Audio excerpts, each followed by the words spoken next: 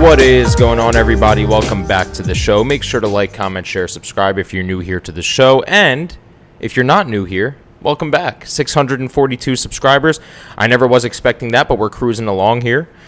We're going to be talking about John Mulaney, who is one of the more innovative comedians, I'd say, where he fits into the whole bar kind of comedy. He definitely isn't a Kevin Hart comedian. Like I said, he's more of a comedian where you see him at a bar or you see him at an office party, and he just cracks those kinds of jokes. That's who he reminds me of. He is now in rehab for drugs and alcohol. And there's such a correlation with comedians and drugs and alcohol. I have no idea what it is, but there kind of seems to be this, like, it doesn't really take a genius here, but the self-deprecation of a comedian is a joke in the comedy show. But in real life, it's so serious, and I feel like we never take it seriously. You'll have comedians that get up on stage and they'll say something like, I was thinking of offing myself the other day, and then everybody just laughs, and then 2 months later you hear something like that. And it just, I'm not saying we should take comedians 100% seriously to the point where, everything that they say and everything they do has some sort of conspiracy backstory to it. But I feel like the more somebody jokes and the more somebody is cynical and self-deprecating, the more that there is some truth behind that. And I feel like nobody takes comedians seriously in a way because of that. I wish him the best of luck. Alcoholism is not a joke at all. I'll say a personal experience here.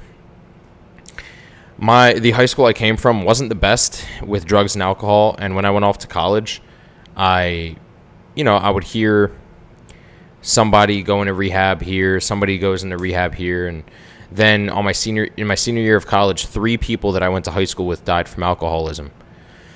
And now I'm in grad school, and I'm still hearing people from my high school dying from drugs and alcohol. I think I'm up to, I think there's 7 people that died that I went to high school with from drugs and alcohol. And it's just not a joke, man. And what's crazy is those people that did die from drugs and alcohol, I never would have expected it. Seriously. You hear that all the time. When somebody does something really bad, you always hear, I would have never expected it. 20% of a person. That's what I'll give you. And if you're their best friend, 50%. But you will never know 100% of someone's thoughts and emotions internally. Ever. I get shocked, but I never think, oh my God, that could have never happened to them. You never really know what happens to anybody. I would say if you're not somebody's friend, 10 to 20% of them. If you're their best friend, 50 to 60% of them. But I think it's physically impossible to know, no matter how close you are to somebody, even your own family member, it is physically impossible to know 100% of somebody. It's impossible. I wish him the best of luck. I'm happy that he's opening up and going to rehab, and I hope it works out. I just hope he doesn't take this and make it into some sort of spotlight thing like Ben Affleck did. Keep it on the low. I know you're a celebrity, and I know that's very hard to do, but keep it as much on the low as possible so that way you could just cruise by rehab and recover on your own. Let me know what you guys think. Make sure to like, comment, share, subscribe, and I'll see you next time. Peace out.